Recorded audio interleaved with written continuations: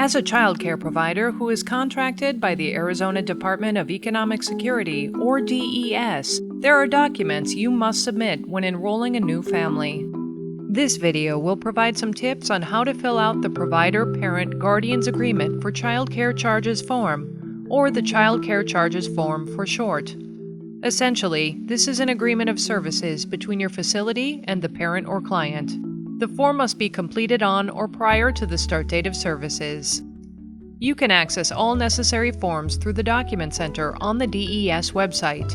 If you need the forms mailed to you, please submit a request via email to ccacontracts@azdes.gov. The form we will be discussing in this video is the Child Care Charges form.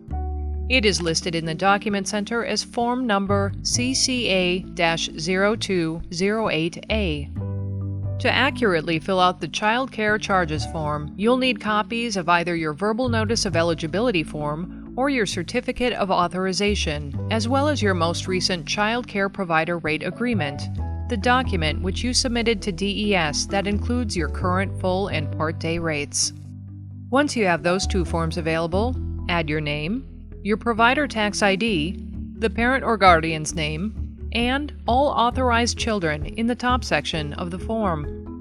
Add the daily child care charges in the second portion of this document. The provider rate agreement, along with the Certificate of Authorization and Verbal Notice of Eligibility documents, should be referenced when completing this section. You must include the full day and part day costs for each child listed on this form. Next, add the DES reimbursement information. Enter the full day and part day rates along with the copayment amounts. Subtract the copayments from the rate amount and enter the difference in the final row of the section. List any additional fees the parent or guardian is responsible to pay in the Parent Guardian's Responsible Daily Charges section as applicable. Example of additional fees may include things like registration fees and supplies. Finally, use the Certificate of Authorization or completed Verbal Notice of Eligibility to find the end date of services. The parent or guardian will need to sign here, and so will a staff member from your facility. Please note that this Child Care Charges form must be completed on or prior to the start date of services. An updated version of this form will need to be completed if there are any changes with child care rates, co-payments, or a new Certificate of Authorization. Changes with the authorization may include but are not limited to unit differences, provider updates, and the stopping or shortening of placements.